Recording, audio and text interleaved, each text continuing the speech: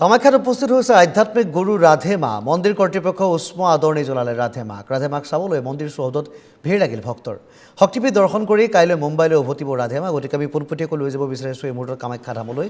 এইদৰে উপস্থিত হৈছে কামাখ্যা ধামত ৰাধে মা।